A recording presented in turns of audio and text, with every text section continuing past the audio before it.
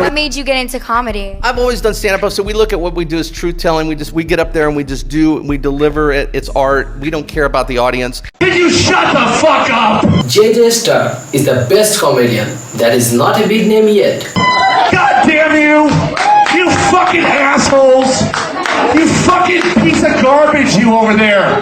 Talking like a fucking loud bitch! It will live in the hearts of those who know lawlessness and insanity. Tell us the story at the place in North Hollywood. Bring the punk rock, to the crowd. Yeah, they threw empty bottles, empty milk cartons at you. She got That was beautiful. hair thrown at him. Wow. My friend John Dropped on my back. He ducked, yeah, because the lady was a bitch. The husband got mad. He said, "You stupid bitch." Hey! Hey! Who's telling me? Hey, come here, you fuck! I mean, the thing is just people don't get it, I mean, they think it's real, they think his comedy's real. JJ Star speaks truth. JJ Star is truth. With JJ, it's just like watching a dirty old perp just being dirty and filthy. But I can talk about abuse because I've seen it firsthand. I saw a 78-year-old woman breastfeeding. To me, that's child abuse. I don't think children should be forced to suck on titties with liver spots. You know what I'm saying?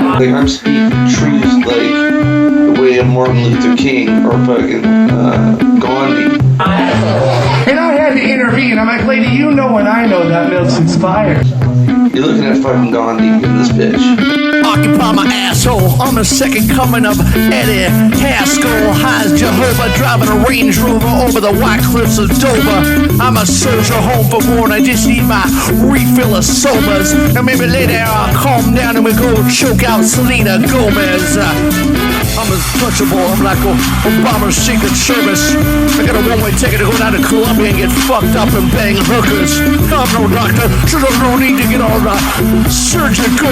But who knew Ryan Seacrest was a closet heterosexual? I get C-sectional. I'm plumper than Jessica Simpson's cervix.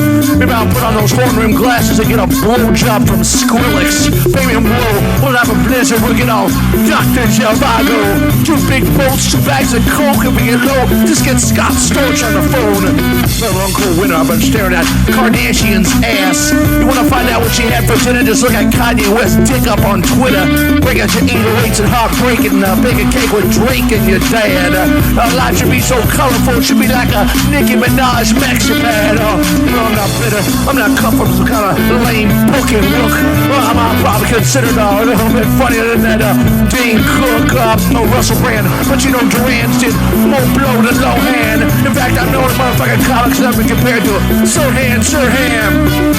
I'm like a computer that's been infected with a Miley Cyrus. Now that she's a little bit older, I'd rather jerk off to a picture with Billy Ray's psoriasis. I'm like Axl Rose inside a Lana Del Rey. Welcome to the jungle, Lizzie. I've been born to die, now I'm feeling so gay. I'll make the queen go straight. I belong to that rock and roll Hall of Fame. Instead of showing off my guitars, I just think I'll show you my cum stains. Oh, what a shame being a rock star. Oh, it's so fucking rough. Except about once tonight is Steven Adler. Put him back on drugs. Thank you very much. Pay the cost and be the boss. That's where I take my lumps of that cranberry sauce. Then I take it down to Port of Miami and I have a seizure like Rick Ross. Oh, hold on, honey. Hold on, my career is going quick. Oh, I just formed a new boy band, baby. So do One Direction on my dick. I'm laying on thick nigga seams. I leave it dry heave on your weave. I'll drink a gallon of Hennessy, come back and I'll piss on the cast of Glee. This is no ballad. This is no Barry Manilow. Drop the pig skin and come over here and you can pray to my ball sack, Tim Typo. Oh, la Beyonce and the baby inside of her body. Oh, I'm gonna kill that little blue cutter and I'm gonna sell it back to the Illuminati. Rest in peace, Whitney. Oh my God, coming up next up is Britney. Illuminati just planned the next big dead celebrity party. Waka waka waka flame, waka waka akalama. That's really waka coming out my tonka. Maybe come a little closer, honey. You can be my everlasting cock blocker. Bring out my blue black cause you know me, I've been crazy since the 80s, babies. I'm ever carrying today's dream of Katy Perry getting fucked by Ralph Nader. Oh, is that Jada? Is that my little weeping widow? She showed me how to whip her hair and I laid a bald head right down here on the pillow. But don't worry, Will, you know, I still gave her a pill, though. Oh, don't bring the men in black. I'll send you a fucking bill, bro. I'm so old, I feel like the cheese and Betty White's asshole. I'm so crazy and wrong, I feel like CeeLo Green in a thong. You know, I go sober, I'll be like the straight version of a John Travolta. And then I get all Mars Volta, make Ed Colta get fucked in the ass by Yoda. Oh, I was just taking old school. I'll be like a Lethal Weapon 2. I'll be like Mel Gibson trying to resurrect his career as a Hasidic Jew. Oh, sorry, I didn't know. I didn't mean to shock you. I tell you, Dr. Dre won't be about Tupac next year. I'll come to Coachella as a hologram and Chewbacca. Good night. I see a lot of really cutting edge stuff out there, and JJ Starr was one of those magic things that I got to see, which made me jaded today. You go to a show and you see these confrontational artists, and it just kind of ruins you for the rest of your life, because you're never going to see anything like that again. It's going to surprise you and give you that kind of impression. Groupie shit, and I twist them into fucking balloon animals because I could, because I'm a fucking rock star. I suck at it, like with that To go to a club and see a stand-up comic, yeah, you'd have people like Seinfeld, but that's all right if you want to bring mom and dad with you. You know, it's but to see real stand-up comedy, that's creating a situation in the room. You know, creating confrontation. You know, getting under people's skin, getting the uptight people in the room to come out of their shells and explode. And it's fucking great. I wear $500 fucking glass bandana. That's the fucking glass. Because I'm a fucking rock star. Rock on, that's what I do. It's embarrassing to say 20 years. You know, and really, I mean, the thing is on the surface level, if you're just a spectator, you would say, well, boy, you really failed. Because we don't see you on Comedy Central, and we don't have your albums. I mean, even though they're in the stores, you have to look for them in there. You have to look for JJ Starr. They keep them hidden. They keep them hidden. They want them to be hidden from you because they don't want you to see and hear the real truth. What these motherfuckers want from you. They want to fuck your children to get energy. You know, and I know that's bad if that's like your mom or dad molesting you, but this one kid came on, 15 years old, he goes, when I was 12, my babysitter molested me. I'm thinking, you lucky son of a bitch! Jeph, you are known as an extreme wild man on stage, pulling no punches. Tell me, what inspires your shows? Like a rusty piece of crap you drive. This is just part of the artistic process, whether it be music, whether it be comedy, whether it be radio, writing, whatever it is, we just do and create. That's a little bit about myself. I started doing stand-up in 1994. Started with Jamie Kennedy, Bobby Lee, and Dane Cook. You see where this is going? Thought about it the other day. You know, it's not the drugs. It's not the bad deals. I realized a couple weeks ago, I'm just not that funny. I'm just not that funny, you know what I'm saying? I mean, that's what it is. I'm just not that funny. I got on stage and did stand-up comedy so I could stand on this stage right now and go, fuck you, Eddie Jarvis. Where the fuck are you, man? We meet in 96. We were the last two comics to go up, Mike. Me and my boy Jeph Durand here. I didn't even know him. He had, like, not as long of hair as I'd known him to have. Like, I've known Jeph with the total rock star hair. Club called the Sunset in Sierra Madre. And I remember me and my buddies, we weren't even old enough to get in there, and I remember saying, you know, soon you'll see me up on that stage. And for some reason, I don't know how it happened, but a friend's band was performing, and they wanted some guy to get up there, and I never had written any jokes before. I always was a funny guy, but I never could really see myself doing stand-up. So it was like a week, I put together some jokes, I went up there, and I sang like, I had a song called Titty Bear, which is like a takeoff of Elvis's Teddy Bear, and I did that and some jokes, and I mean, they weren't the greatest, but that's how it started. I mean, that's how it was, and I wanted to channel the rock and roll and mix that in with the comedy. What do men grab your flabby ass every time that they pass? Just like me, bitch, they long to the way, that was a different fucking time. It was a weird time. Anybody that was around at that time knows what I'm talking about. I can't even describe the fucking dream killers that were around at that time in the 1990s. Coming out of the, you know, in the early 90s, you had the grunge thing, and I think a lot of kids that got into the grunge thing, you know, maybe they heard a Nirvana record, and that led them to Black Flag. And then they heard Black Flag, and that led them into, you know, things like G.G. Allin, where it was just like, well, how fucking far can this thing be taken? And that goes with anything. That goes with comedy, your underground films, you know, Richard Kern.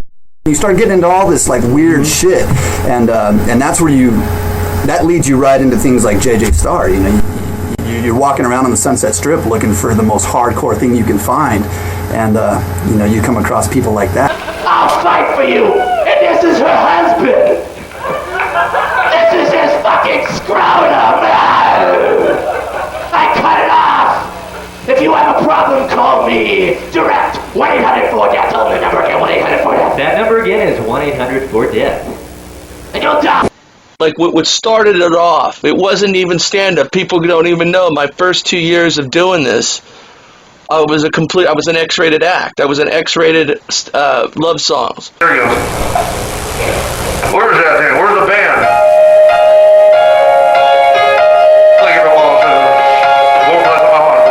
I was influenced by Blowfly.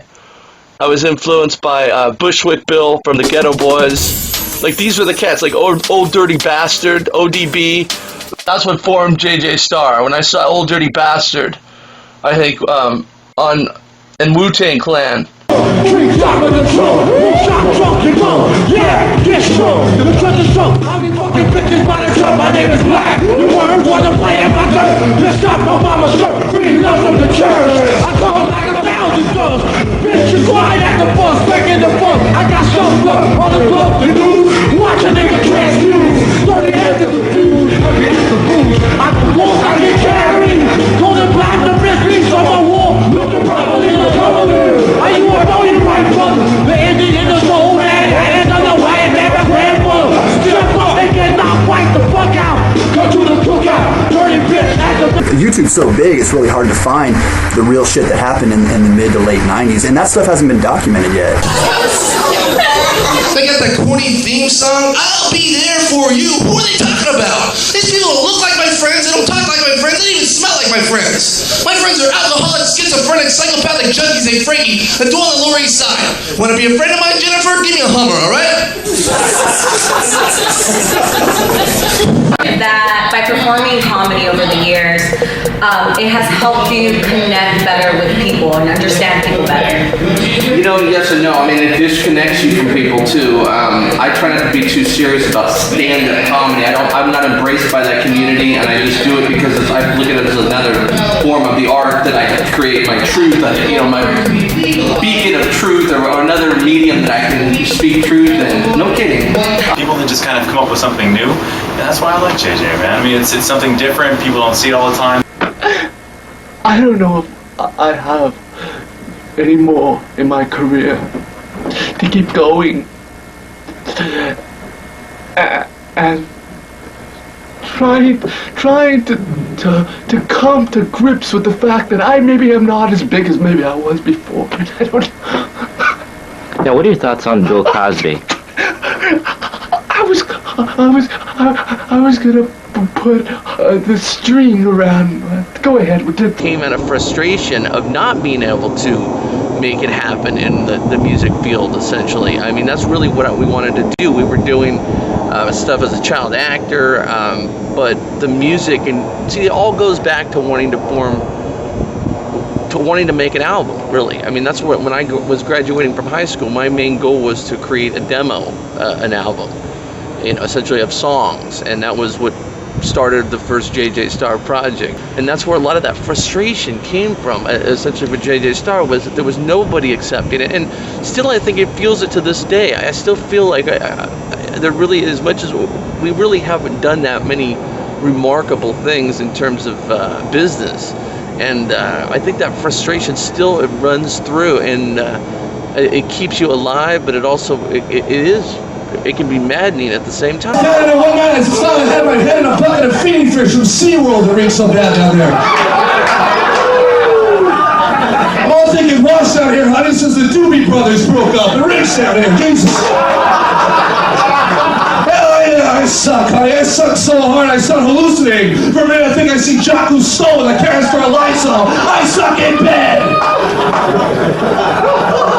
I suck so hard I go to the doctor and he says, JJ, you know you are what you eat. I said, Doc, don't call me a pussy, because I suck in bed. The thing I like about comedy and comedians is that there's a sense of, I can relate to this person, I get what you're on about. With JJ, it's just like watching a dirty old perv just being dirty and filthy, and it's horrible. And they said another priest fucked a little boy in the ass today. Oh my god. How many priests have to rip little boys' rectums apart each year? You know what I'm saying? Like, I'm speaking truth, like the way of Martin Luther King or fucking Gandhi. You're looking at fucking Gandhi in this bitch. Bless me, Father, for I have sinned. He'd be in there, say for more enemies, my son. Say for more fathers, go ahead. Go through the stations of the cross for me, son.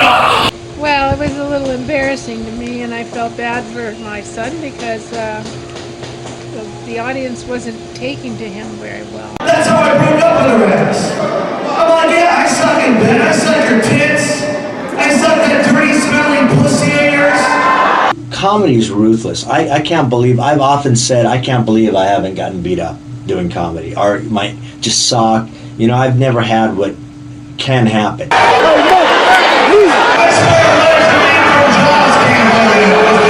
And I wasn't always physical, I'm barely now, but there was a time I was real skinny. I can't believe I never got like socked or just stabbed. Or tell us the story at the place in North Hollywood. Bring the punk rock, you know, to the crowd. Yeah, they threw empty bottles, empty milk cartons at you. JJ Starr was one of the darkest, dirtiest, most bizarre comedians ever. His ending bit, get this, was praying for everyone in the club to die for not laughing, until people literally started throwing chairs and bottles at him. That was beautiful. Hair thrown at him. Wow. My friend John dropped on my back. He ducked, yeah, because the lady was a bitch. The husband got mad. He said, "You stupid bitch." Hey! Hey! Who's telling me? Hey, come here, you fuck! You know who heckles mostly? Women.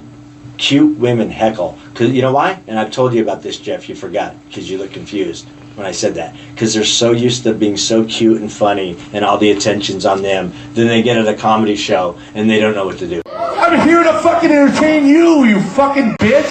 You know. An entertainer, man. I'm not some fucking, you know, what is this? Free clinics down the fucking street, bitch. You know, I'm doing my fucking, you know, show over here. You want to join me? Fucker.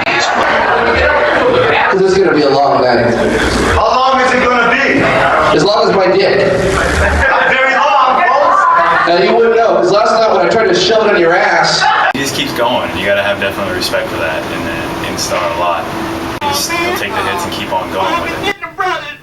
I'm not dissing the brothers. Man, they ain't cool, dude. No, I'm not dissing the. I'm not dissing anybody. Come on.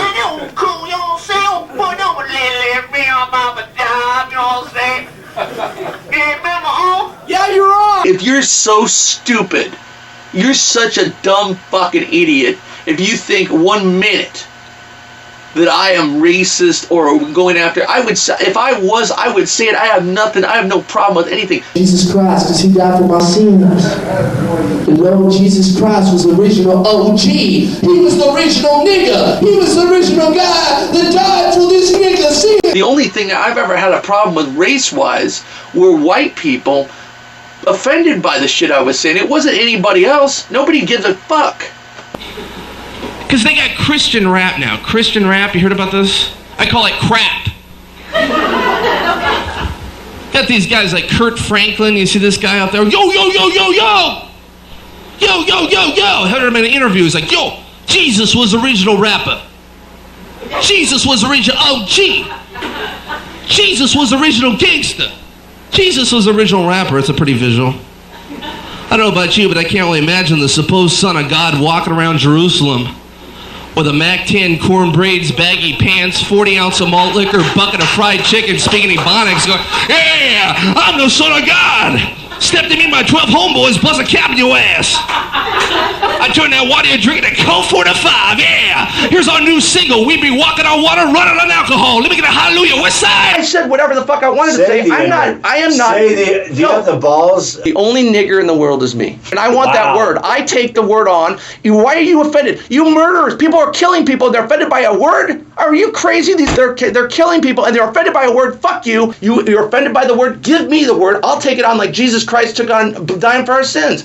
Take away the sting of this word. I am not here. If you're calling another person that, if you're calling a black man or somebody that, then you better very well be on your fucking guard and be ready to be beaten down like a motherfucker that you deserve to be. But I'm not calling, but I'm calling myself. You know, it was edgy, offensive. It pissed a lot of people off. But then there were people like me that just really got the joke and understood what was going on.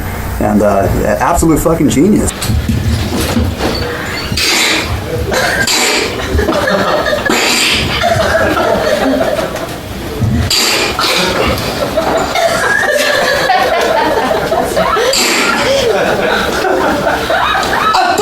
Chick out, right? You're gonna love this story. I'm over here now. I'm over here now.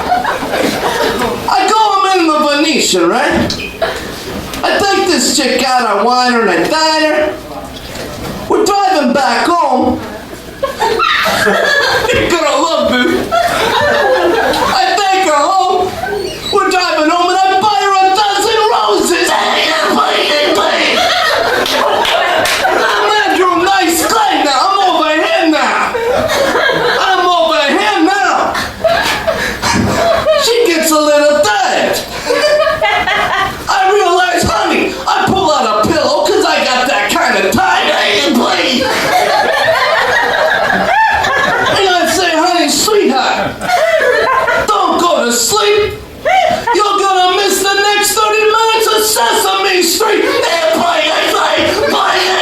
Andrew Nice Clay. I'm over here now. I'm over here.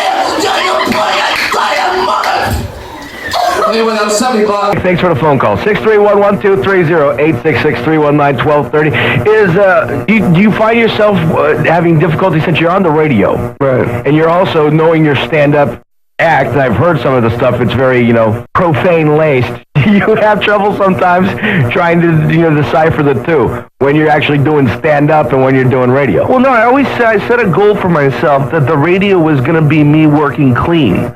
And then the comedy was me, letting loose and saying whatever, because I don't believe you can say anything that's offensive on stage. Funny is after seeing JJ Starr's act, and I saw JJ Starr probably about a good 4 times before I realized that he was a radio DJ.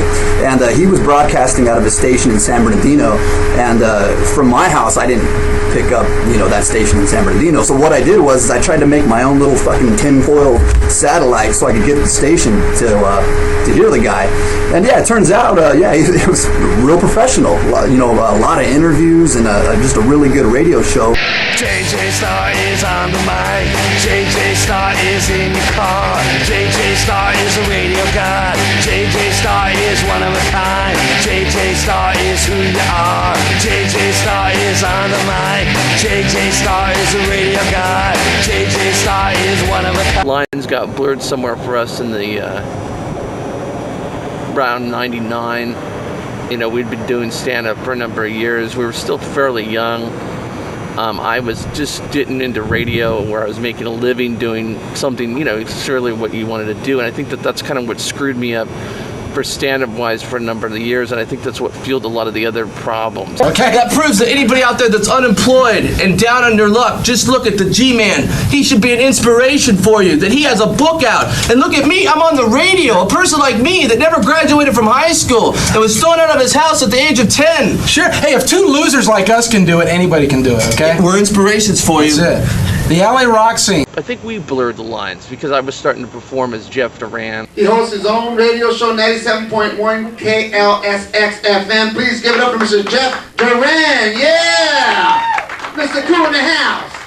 We would drop the JJ Starr and try to do kind of a watered-down version of it. Single white female, 25. Single white male, 25 to 40, must be financially secure. And she put this in the penny saver. Talk about weeding out the whole fucking bunch. I mean, she'd have better luck to place an ad in the Jewish Journal for a single Asian male 6 feet tall with a 12-inch dick. I wanted to be something.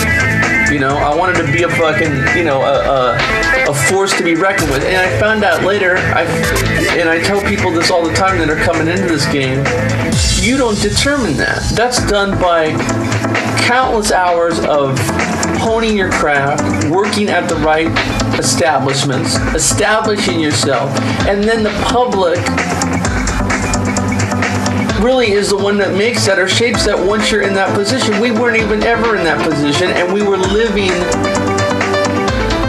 I was living like I was, you know, Ozzy Osbourne or something, you know, 1978. I mean, I didn't, what money I did have, it was squandered away on booze and broads and blood, you know, all the cliche stuff, because I was wanting to be, I thought, you know, I hear, you know, guys said before, you want this lifestyle, you know, you gotta live it 24/7, and so I did everything to be rock and roll, and it astounded me, like, I would still not get that right. I still didn't get laid, you know what I mean? But once in a while, we, you know, they feel sorry for us.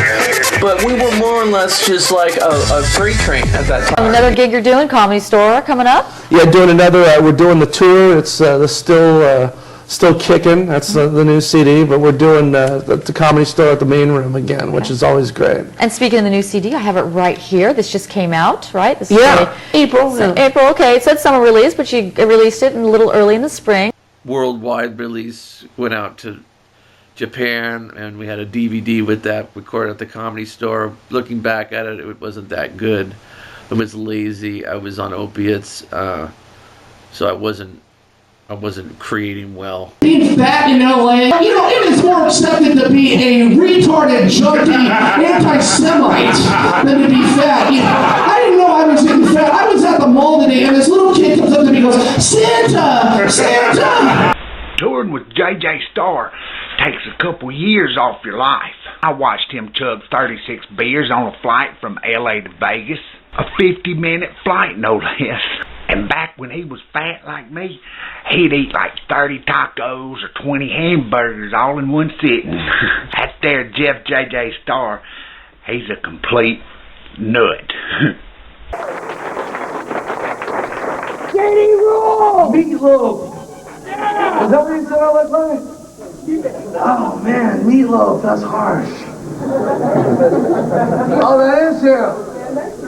Oh, you're right. You got a picture of me and Meatloaf? Let's see who's fatter. 78, me, or... Like me. Who's drinking with me? Yeah! Who's drinking? Yeah! Oh man, you gotta love it, dude. I'm gonna drink till the day I die. I'm gonna drink, orderly. You know what, and people try to tell me that I got a drinking problem, and you know what, you might get in that same kind of predicament. I tell them, I get them right off my back, I do this. Yeah, I got a problem with alcohol. I got a problem that according to California state law, it's not served after 2 o'clock in the morning. That's a fucking problem. So you guys drinking tonight? Who's drinking with me? You guys drinking? People keep telling me I have a problem with drinking. They're right. And there's your limo. Yeah, I gotta go. There's a limo waiting with lines of coke on some girl's breast. We're gonna relive the Led Zeppelin years from 1970, actually 77, when Jimmy Page was bone thin on heroin. And when I drink 3 or 4 of these cold ones, I like to do massive amounts of cocaine. How about you? That's a problem because my dealer lives in Bakersfield. And that's a problem because he drives down here to spoon enough coke into my nose, and I'm up until like 5:30 in the morning with my heart racing. Because see, the thing is I never performed a show. I was very proud that I never did a show straight in all my life, and the times I would do, it would bomb. So I always thought, you know, it needed a little fuel for the fire. To the liquor store where the Korean owner decides to sleep late, leaving me outside with bag ladies and gardeners and guys that think Jesus is a Puerto Rican wife beater who sells crystallized methamphetamine wondering. I got a problem. I'm on my knees banging on the glass to get a drop of my sweet nectar so I can stop shaking like Muhammad Ali at an ATM. Like a Jewish vibrator. Like Michael J. Fox on Ritalin.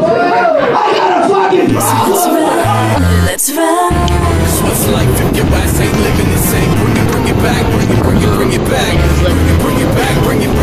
Everyday powder. Well, wet is better than dry. Whether I'm sober or drunk, you know that I'm still gonna drive, bro. I'm still gonna ride. It's a different high when you're drunk. Do it 120 down to 405 in the fast lane, ducking, running from cops like OJ. Knowing the eye in the sky's flying my way. Keep it cracking till the cops come. Throw the middle fingers high. Let these niggas for know they're never gonna take us alive. Paris Hilton does cuts it in bucks. What's life if your ass ain't living it safe?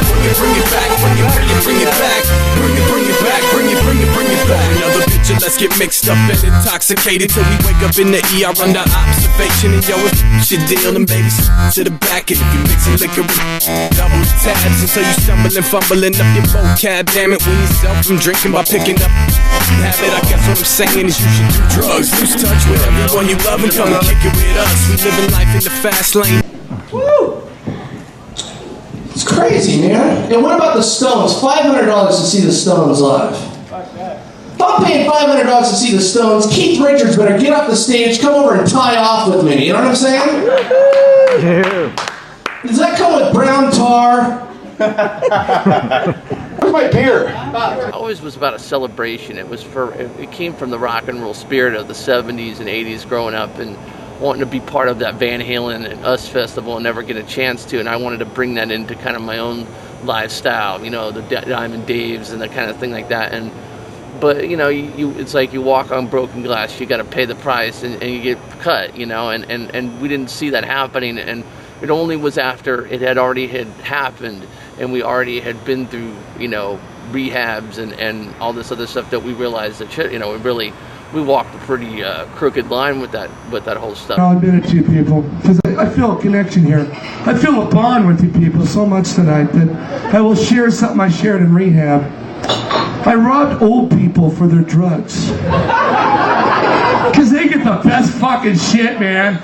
But you relate to all those everything that was said, you know, like the Vicodin and the old man's cabinet. I mean, goddamn, how many times has anybody gone to use the bathroom at an old person's house and you're fucking checking out the medicine cabinet to see what they got, you know? And I mean, I completely fucking related to that. It was so funny, man. And guys like me in the club, I'm cracking up, going, God, you know, this is my fucking life.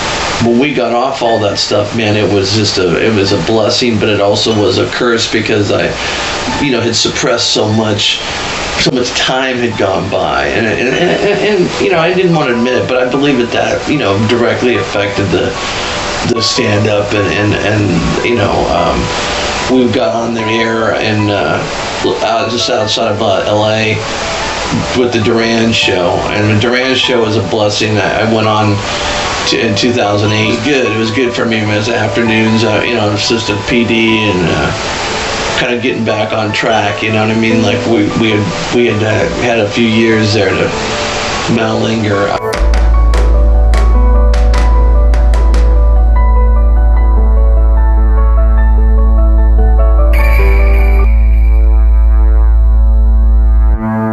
Cause I close my eyes and paint a picture of death and take a breath, open, not stop shaking, and the pain just goes away. Before I open up my eyes, lose my mind and turn to fire. I just feel so alone, and it just feels so alone. I don't know if I'm right or insane. Is it strange that I might lose control of my brain, black out and go crazy? Why do you call it how embarrassing? You guys are horrible. You guys are we drove out. I'm proud that I drove out 60% of the audience in the last 10 minutes. You goddamn pizza out there, you fucking assholes. I don't fucking care. I really don't care. I'm here because I'm trying to do comedy, you fucks. Back there in the back with your pizza pie. Take that shit and stick it in your girlfriend's twat, bitch. You know, it's just like that's still going on. That's how I thought. Like, here we're still fighting the crowd. You're still having to prove you're a headliner now. You're yelling and, you know, all this craziness is going down. And it's like, here we're still at this point. I mean, how it's embarrassing. Say, bitch. I don't fucking deal with that. You know, I'm up here trying to tell fucking jokes. Do you want to talk? Why don't you sit down right here, bitch? Why don't you sit down right here and tell those fucking things that you're telling that dude? Mercy on my goddamn soul, man. A fucking piece of garbage. I'm a loser. Look at the girlfriend. start getting all nervous. Oh my God, the guy's got a dirty fucking bitch. That's the reason for mercy killing right there. I have a local comedy club that I go to every single week. I love this place. It's one of the best places ever. But I need to talk about comedian JJ Starr. He came to perform and I thought, great, he seems like a nice guy. I bet he's got some funny jokes. Haha. They weren't funny. Come on, don't be. I'm not Charles Manson. Come sit down. I'm doing a show. We're filming this fucking thing. Sit down and talk that loud in front of me right here. And I know what's happened with my band Rebel. It just depends on the night and what's going on. If you're all fucked up one night and you've had a shitty day, maybe that night you're gonna go off. If you've had a real good day and you've gotten laid, maybe you're gonna take it a little bit more easier. But either way, the shit's gonna be sincere. You guys are so goddamn supportive. I'm just lapping up this love right now. I'd like to shove it in my fucking ass and let the Jonas Brothers take it out of my fucking asshole. If you can't take it seriously, I'm preaching this shit to you, bitch. It's like an animal, man. I mean, you want to play with you want to see what happens when you stick that thing in the lion's cage enough times, and then be surprised when that fucking lion comes and mauls you and takes your head off and eats it and spits it and regurgitates it. That's what's coming, and that's what will be. He's got a dirty fucking bitch. Don't laugh at me die. You have to be liked by the audience, and you have to show them that you want to be liked by them. Whereas in Europe, in England, you can be very deadpan, dry, and just deliver your stuff like I don't like you, and they kind of buy into that. But here, I think you have to kind of sell it more. Hey! Who's telling me hey? Come here, you fuck! Who is this? These fucking idiots. Gonna yell hey here! Oh, fuck you. Go fuck yourself. Go die. Go fucking die and do the rest of us a favor. I'm trying to do a goddamn show. Don't yell out unless you're paid to perform, you fuck! Fuck it! I'm not funny. I'll be funny when my foot is in your fucking face. Fuck you. Fuck you and die and your fucking family. I pray to God they die, you fuck. Oh, shut the fuck up and sit down here and watch some comedy. Didn't like the position I was in. It was really a kind of a haunting night, because it was like the first time I realized that I was doing this for so long and really nothing really to show for it, Put it in part of my DVD. Come on. There we go. Sit down, dude. Now he won't. All right. Great. Look at what I got here. Fuck this. Fucking embarrassing, man. JJ Starr was about basically the worst comedian I'd ever laid eyes on, and he is. Don't let nobody tell you different. I hope I don't ever do any comedy ever again. I wish that every goddamn couple months, and then I get a call out of the blue to say, hey man, I want you to do a show for me. All right, I'll do a show. I'm just gonna pay me in some drugs too. Good. All right, I'll be there. We'll drive. Single in LA. Talking about that, right? Let's pick up where we left off. Where did we lose? Where were all this stuff went on before? 12-inch stick, single in LA, man. It's tough being single in LA. Fuck the eggs. No one's gonna laugh at fuck the eggs, right? Jason, you know about that. It wasn't a laugh anyway. Nobody hates me, so you're gonna laugh. So anyway, let's go back to the other thing we're talking about. How I got a mail order bride to come over here. You're not gonna laugh at that either. How to pry her ass out of a fucking container and have her get U.S. citizenship, and then she turned me down because, I can't get the fuck on my life, and, our idea of S&M is she shots, and I masturbate, you know what I'm saying, and, all that kind of stuff, S&M, my mic's cut. Oh, okay, great. We get into doing it, all right, that's it. I guess that's it. Thank you very much. Come get me, and I'd rather have somebody come get me off stage, and let's end this in a real way, because I'm not going to just walk off like a pussy. I pretty much was on a course for 14 years of just basically just doing this certain kind of act that I was like living that whole character, living that whole rock and roll post Sam Kinison drug-addled maniac.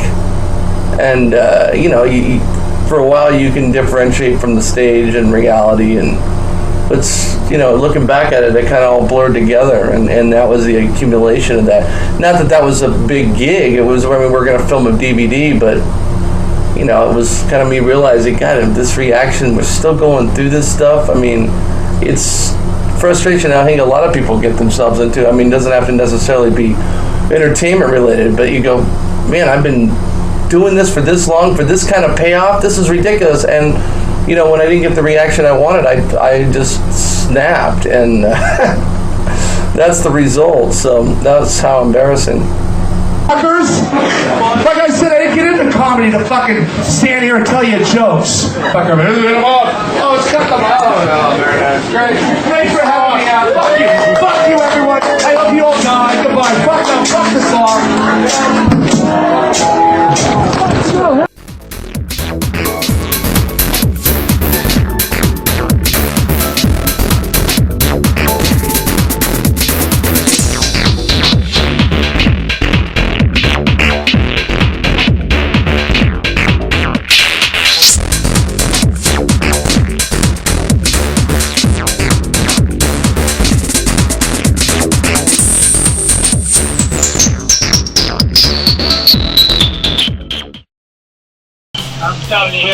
As stupid as this thing that we show, this outburst or whatever, I mean, that's really, if I really be honest, like that happened hundreds of times. The reason that was so significant was the time period it was.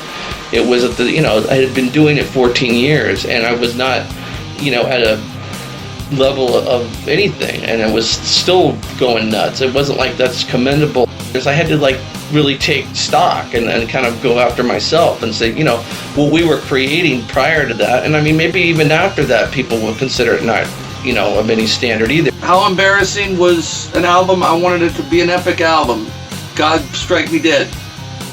You know, I mean, I wanted it to be a fucking the best comedy album ever, you know, and original, which I still feel it is. I feel it could have been better. I think that, we, you know, considering we had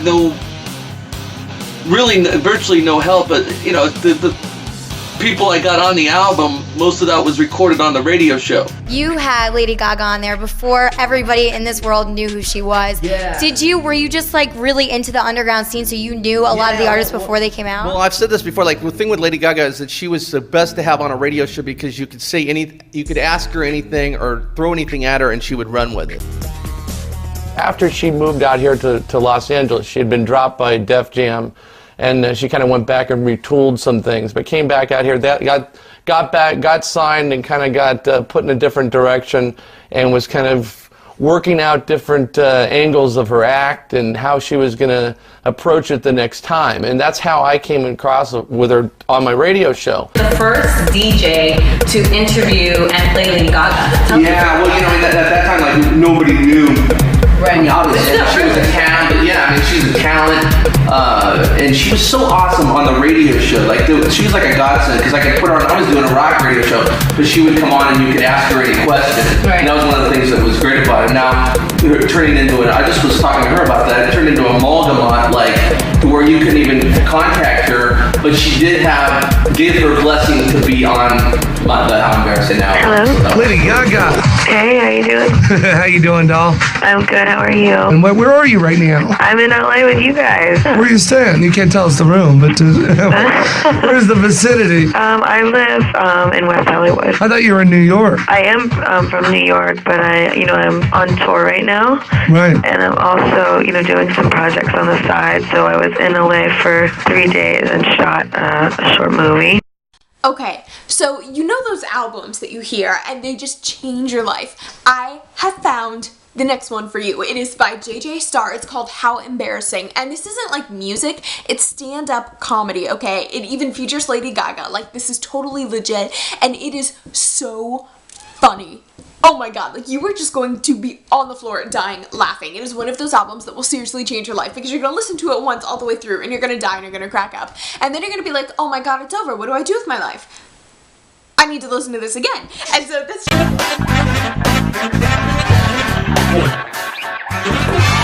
JJ Starr is cool, but I don't think How Embarrassing was anything special. Lady Gaga on a comedy record does not make me go out and spend $20. When it gets fucking put away in a fucking box in my mind, we have been able to embrace what we initially started going into this beast for, was the creative process. And that's what How Embarrassing was to me. Yeah, it was that event that fucking was a nightmare. I took that event that happened on even the video and put it on fucking Blu-ray. The whole fucking show, the nightmare, the train wreck. Oh, how embarrassing! That's right. We're gonna give a copy. We're gonna give a copy to you that doesn't happen anymore. That's what you get. I'm like the devil. I reward bad behavior. I wanted to talk about my return to stand-up last night. Actually, I did the first performance in 6 months since that disaster. I mean, it was real, and I knew it wouldn't go down that way again. I'm still doing babies. Okay, so we're going to start with teachers. Teachers go into doctors. Dr. Drew and Dr. Goes into...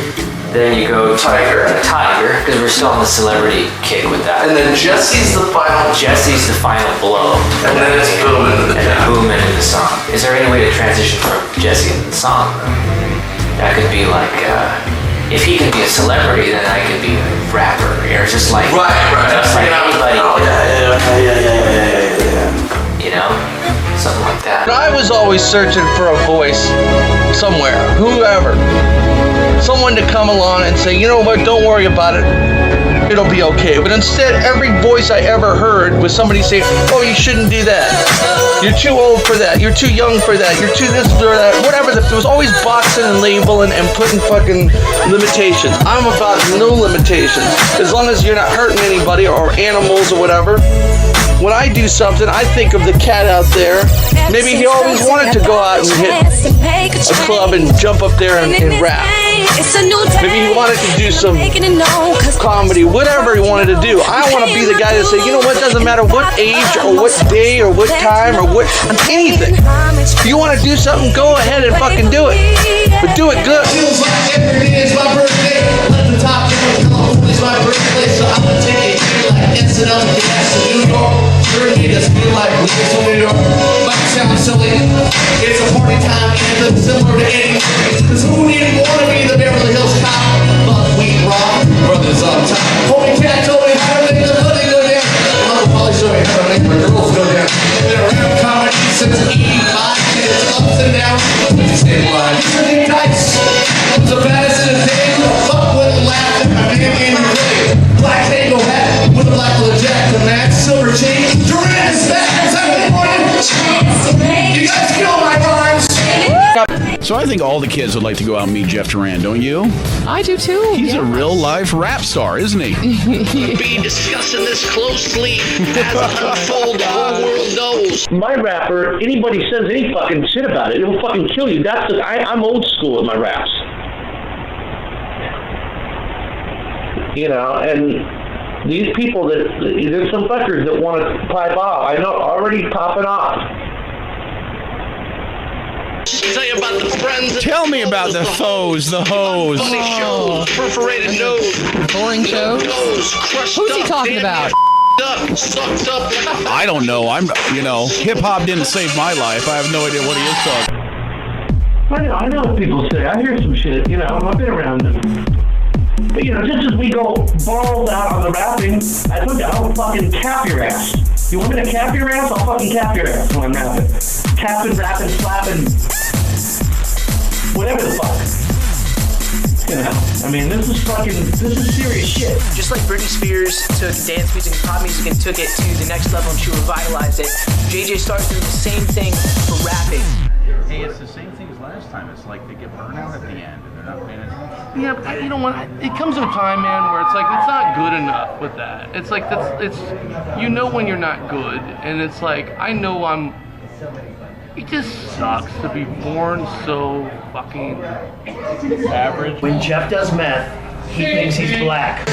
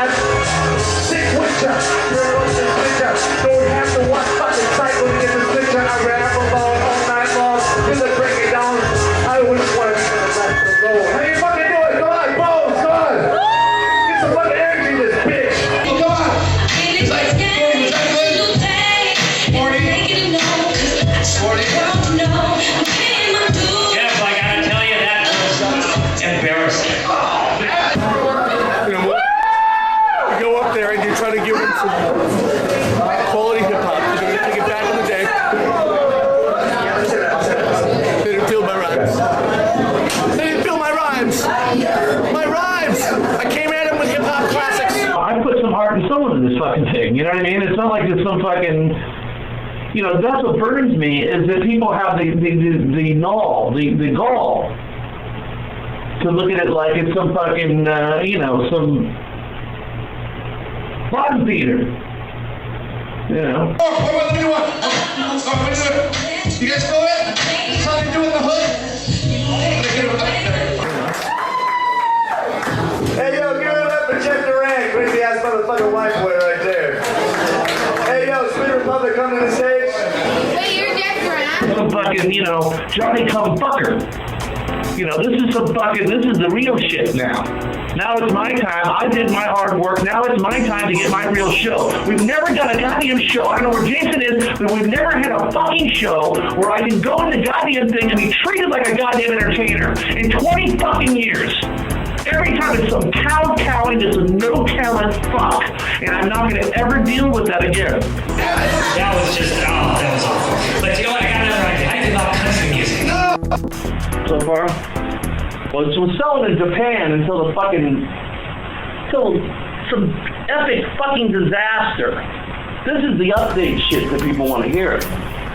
I got a fucking tour booked in Japan to go over there. The only fucking place in the goddamn universe that likes my album, or likes me, or whatever the fuck they like. And all of a sudden, the worst case scenario fucking happens. I mean, an earthquake, tornado, whatever the, you know, catastrophic belligerent ensues. The tour gets canceled. It's stalled at 238 on the Oricon charts, which is a pretty fucking phenomenal feat for a comedy album, or for anything I'm doing. And the momentum was just killed by this thing. And you know what? I feel bad for people that passed on, or for families. But you know, I feel bad for me too, because I mean, my only fucking glimmer of hope was in Japan. And I know that comes off soft. Thank God for radio. Right? Love radio. You've been doing that for quite a number of years, right? Yes. Oh, radio? Radio's, yeah. Well, I mean, that's the whole thing with how embarrassing was that I wanted to show both sides. You know, and kind of the conflict that I have with that. I mean, I keep my job if I don't go to JJ Star. Yeah, just let me know. I mean, just tell me. You know what I mean? I'm not. I don't take it rude. Yeah, I guess I'll ask you that question again. How long does it usually take to censor and edit all conversations before you can air them? Well, it's all done on the editor. I mean, it's all. It could be anywhere from, you know, a couple minutes to 5 or 10. Like I did the interview today with Shiny Code Guns. That guy Jeremy. The interview was 20 minutes. So it took me, you know, to cut it all up. It took me about an hour to make sure it sounds good to go on the air. So.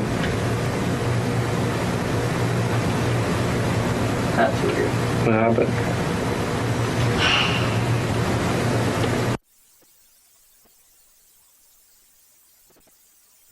You know, working with people like Britney Spears or Lady Gaga, I mean, what more does a guy need to do to build up his resume? Work on a radio show that does so well, you know, and still nothing to show for it after it's all said and done.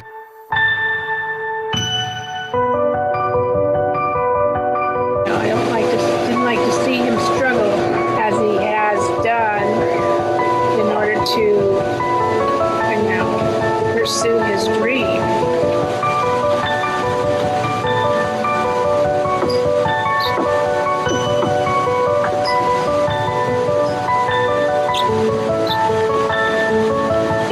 I got fucking rats eating into my trailer. They were in our campgrounds. I gotta fucking deal with shit. They're making it fucking hard on a motherfucker, man. I'm telling you, dude. It's just not been easy for me.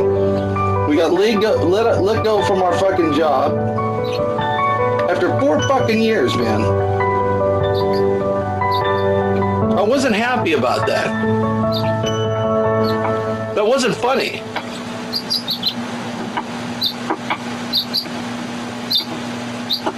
And there was no reason for it.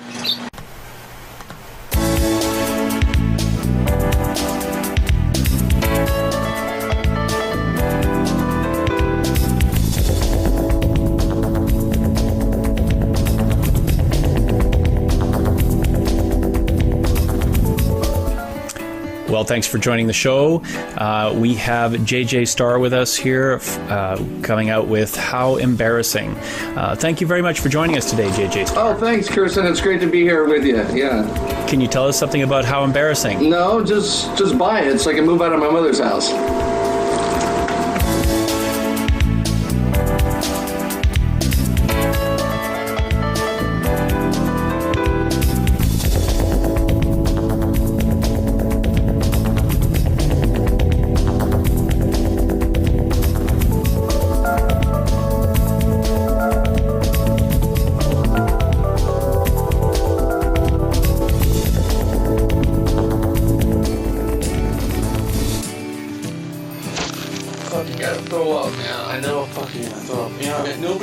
Helping me out. It's a fucking mess, dude. Every fucking thing's a mess, you know? Fucking album. Nobody gives a fuck about my album. You know, it's like, fucking try. You know, it's not that I give a fuck if people want. It's not about people getting on their knees and sucking my dick because I'm doing something. It's not. Never been about that for me. You know, it's just like, kids, somebody fucking, you know, just look at the fucking album, you know? You put some songs together, maybe comment on the fucking thing. How embarrassing, fucking, you know, Lady fucking Gaga and everything else on the fucking, you didn't want the fucking thing. Who even talks about it in comedy blog? Bunch of fucking nerds, bunch of fucking pieces of garbage. I hate every comedian. So they're racist honkies. Have a good mind up. Put them on a street, put them on a chain gang. That's what I'm gonna do. Oh, my brothers and sisters, dare you fire me? Gotta think my life's gonna go down this drain like yours? You got another thing coming, boy. I've been on the beach and eating lobster. Lots of pussy, too. You know, Richard Blade years ago from K-Rock told me, you know, if you want to get in radio, go out to Fresno, go out to Bakersfield.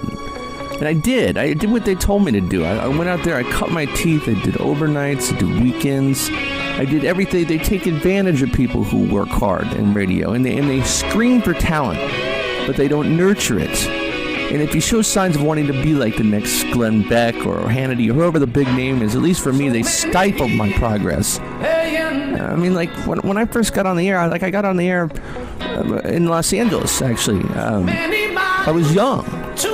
And I was working at a station a little bit out of town, and I was vilified for that.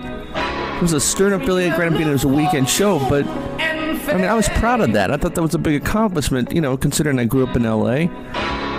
Ain't got much time to make my name. I was on a morning show in Bakersfield. They teamed me up with this girl who's a talent in her own right, but you know, I'd been working my ass off for 10 years straight there, and I got that, and got blown out of Bakersfield, had to come back into LA, did stand-up for a couple years, and then got the Duran show, and I was happy with that. It was a great place for us. You know, we're on in 2 markets. It's just, I don't understand that business. It's just, there's no guarantees in anything, but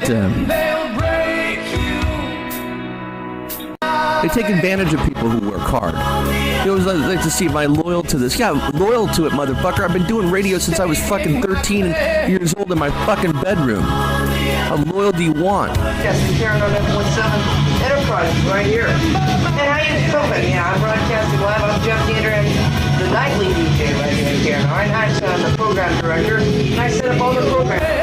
You know, the crazy part about JJ is he's done stuff that tons of people haven't. Like I said before, watched all these great bands from backstage, worked with these great actors when he was younger, and then as he gets older and works in this crazy industry, man. I mean, he's still crunching it out after having all this success throughout his life, and now he's back to square one, you know, living in a trailer behind his mom's house, you know, but he's still writing songs, you know, still making dirty jokes, you know, I mean, podcasting about the Illuminati from this trailer, dude. I mean, you fucking kidding me?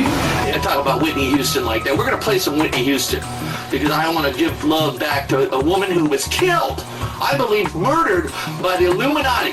The Illuminati has killed another victim, is in the Illuminati's trail. Whitney Houston is the latest one down.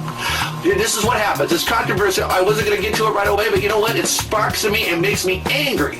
that someone else has to die on account of these blood-sucking Satan spawns, these motherfuckers that run the music industry, run the art industry. Fuck these motherfuckers. I will take them on personally. Fuck them. I pimp Satan. I'm so fucking bad. I'm a motherfucking, I'm crazy.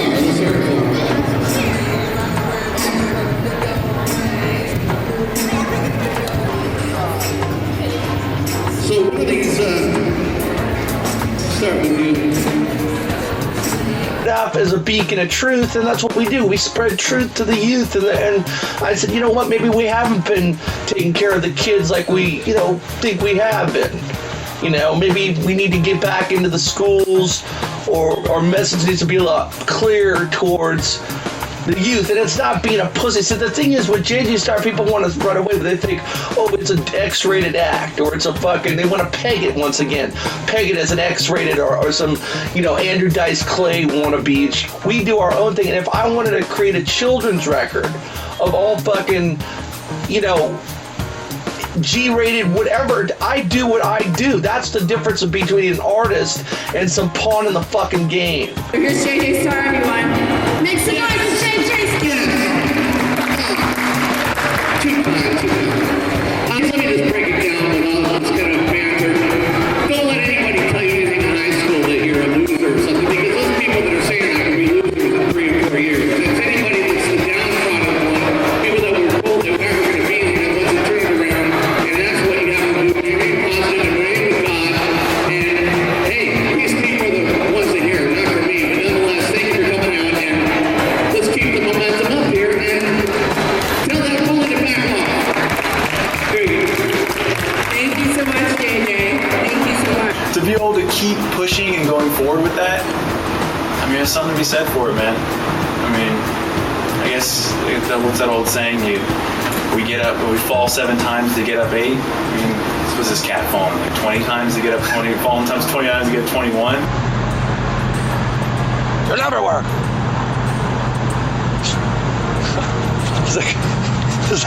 You'll never work.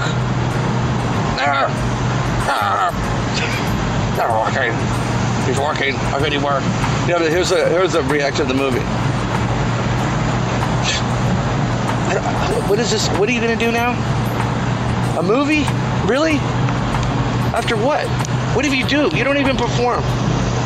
You're not gonna have a movie made around it. I don't think that's right. He has a movie made around it. He doesn't perform. Yeah, but he's been doing it for 20 years. That's irrelevant. You don't have a movie made about you. You're not a performer? Really? Okay.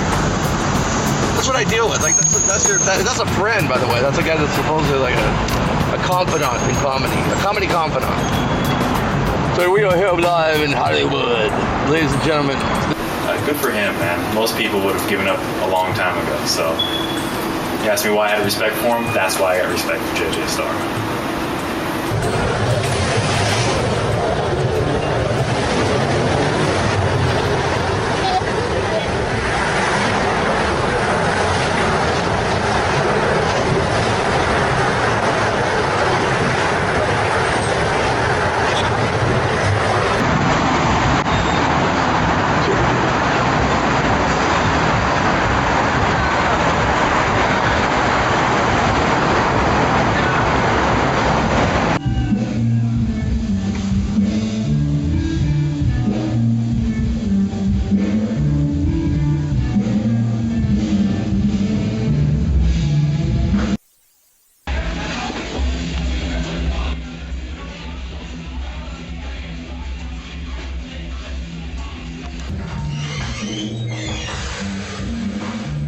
Yeah.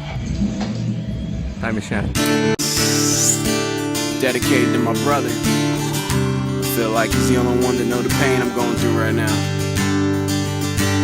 I got nothing left. I've been up all time too long. Living too fast, now it's all gone. Just give me one more chance, this will be the last one. I got nothing left. I've been up all time too long. Getting high with my mind so blown. Just give me one more hit, this could be the last one.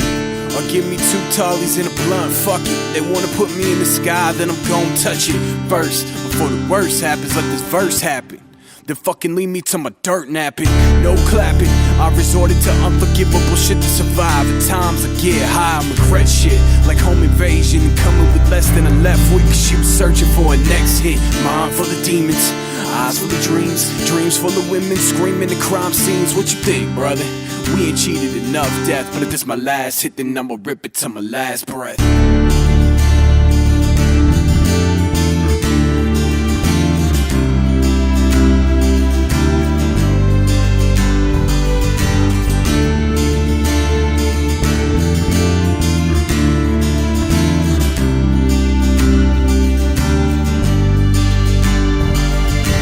One, two, three.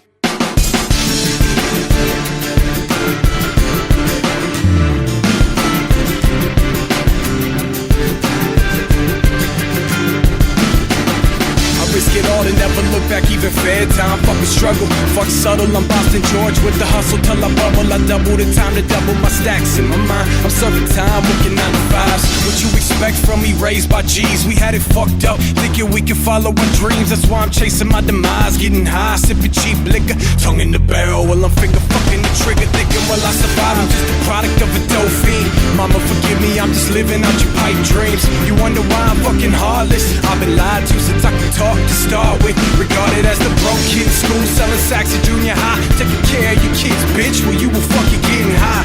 There's no options for guys like us, brother. We either end up in the cellar, fucking dead in the gutter. I got nothing left, I've been on borrowed time so long. Living too fast, now it's all gone. Just give me one more chance, this will be the last one. I got nothing left, I've been on borrowed time so long. Getting high with my mind so low. Just give me one more hit, this will be the last one.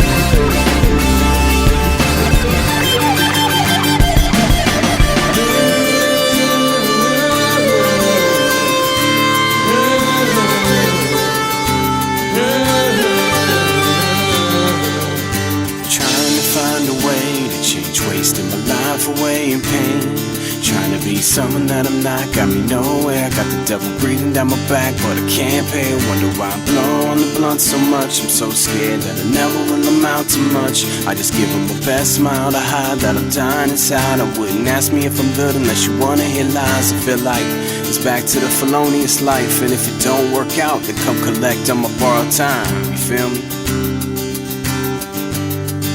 So I can be free again. I got nothing left, I've been on borrowed time so long.